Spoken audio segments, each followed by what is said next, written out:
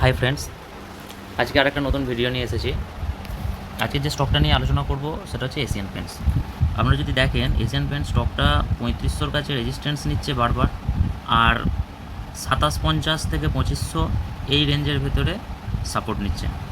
তো এই রেঞ্জের ভেতরে অনেকবার চেষ্টা করলে অনেকে সুইং করতে পারতেন। তো আমার যেটা বলার উদ্দেশ্য সেটা হচ্ছে যে এটা এখন মোটামুটি সাপোর্ট লেভেলের কাছে ট্রেড করছে। তো এর যদি স্টকেস্টিক দেখে নিই, স্টকেস্টিক একদম ডাউনে আছে, মানে এই জায়গা থেকেই এটা বাউন্স ব্যাক করে। তার আগে জানিয়ে রাখি, আমি কোনো সেবি রেজিস্টার্ড অ্যাডভাইজার নই, আমি জাস্ট এটা আলোচনা করছি, তার মানে এটা কোনো রেকমেন্ডেশন নয়। আপনারা এই স্টকে ইনভেস্ট করার আগে বা যে কোনো স্টকে ইনভেস্ট করার আগে নিজেদের যে ফিনান্সিয়াল অ্যাডভাইজার আছে তার কাছ থেকে পরামর্শ নেবেন, এটা অনেক বেটার হবে। তো চলুন দেখে নেওয়া যাক এই স্টকটার ফান্ডামেন্টাল কী বলছে। তার আগে অবশ্যই বলে রাখি, যদি আমার ভিডিও আপনাদের ভালো লেগে থাকে তাহলে লাইক করবেন এবং ভিডিওটা কেমন হয়েছে সেটা কমেন্ট করে জানাবেন, আর অবশ্যই সাবস্ক্রাইব করতে ভুলবেন না। তো আমরা স্ক্রিনার সাইডের মাধ্যমে দেখে নেব এশিয়ান পেন্টসের ওভারঅল ফান্ডামেন্টাল কী আছে। এশিয়ান পেন্টস বর্তমানে একটা লার্জেস্ট হোম ডেকর কোম্পানি ইন্ডিয়ার মধ্যে। এর মেজর কিছু ব্র্যান্ড আছে, যেমন এশিয়ান পেন্টস নিজে একটা ব্র্যান্ড, অ্যাপকো আছে, বার্জার আছে, আমব্রেলা আছে। এবার দেখে নেওয়া যাক এর কিছু কি পয়েন্ট। রেভিনিউ ব্রেকআপ যেটা আছে, ডেকোরেটিভ বিজনেস থেকে 84%, হোম ডেকর থেকে 4%, industrial coating 3%, international operation 9%। Geographical revenue যেটা আছে 44%, এশিয়া থেকে, মিডল ইস্টে আছে 29%, আফ্রিকা 22%, সাউথ প্যাসিফিক 4%। তাহলে এখান থেকে আমরা একটা জিনিস বুঝতে পারছি যে যদি কোনো রকম প্রবলেম এশিয়া, মিডল ইস্ট বা আফ্রিকাতে আসে তাহলে এই স্টকের ওপরে সেটা এফেক্ট ফেলবে। যেমন মিডল ইস্টের বিগত 2 বছর ধরে যে প্রবলেমটা চলছে, তার কারণে ক্রুড অয়েলের দাম ঊর্ধ্বমুখী আছে, যার কারণে এশিয়ান পেন্টস এখনও একটা নির্দিষ্ট রেঞ্জের মধ্যে ট্রেড করছে। তো আমার মনে হয় মিডল ইস্টের প্রবলেমটা সলভ হয়ে গেলে এরপর এশিয়ান পেন্টস একটা বড় র্যালি দেখাতে পারে। এবার দেখে নেওয়া যায় বিজনেস সেগমেন্টটা। বিজনেস সেগমেন্টের মধ্যে ডেকোরেটিভ বিজনেসে India's largest playing company paint সেক্টরের মধ্যে।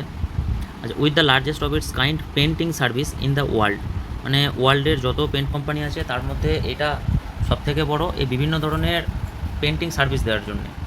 600+ টাউনের মধ্যে অ্যাভেলেবেল আছে।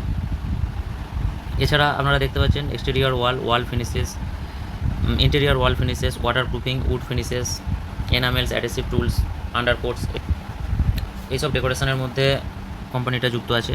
হোম ডেকোরের মধ্যে আপনারা পেয়ে যাবেন kitchens, sanitary wire, lighting, uPVC, Windows, furniture, মানে যত রকমের হোম ডেকোর হয় সব কভার করছে এশিয়ান পেন্টস। ইন্ডাস্ট্রিয়াল বিজনেসের মধ্যে automotive, marine, packaging, coating, industrial protective coating, powder coating, floor coating and road মার্কিংয়ের সঙ্গে যুক্ত আছে। সেলস ডিস্ট্রিবিউশন যদি দেখি, 1.5 lakh plus retail touch point আছে কোম্পানির। তাছাড়া 60+ কান্ট্রির মধ্যে এটা প্রেজেন্ট আছে, এটা সার্ভ করে।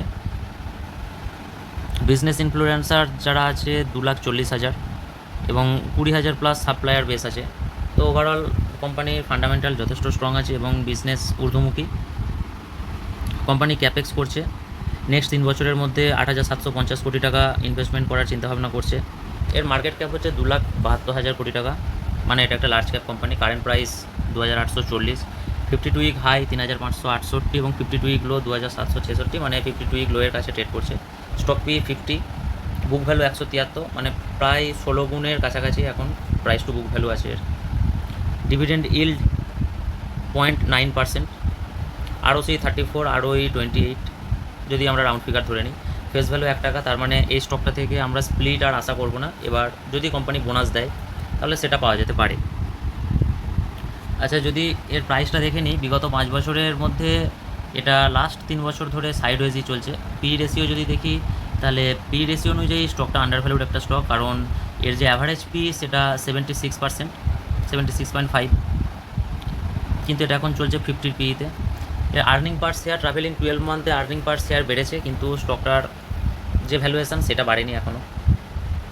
কোম্পানির 3 বছরের ট্র্যাক রেকর্ডে ROE 26%, ডিভিডেন্ড 58.4% ডিভিডেন্ড পে করে। আর এর নেগেটিভ একটা হচ্ছে 16.5 টাইমস বুক ভ্যালু, যেটা আগেই বলেছি।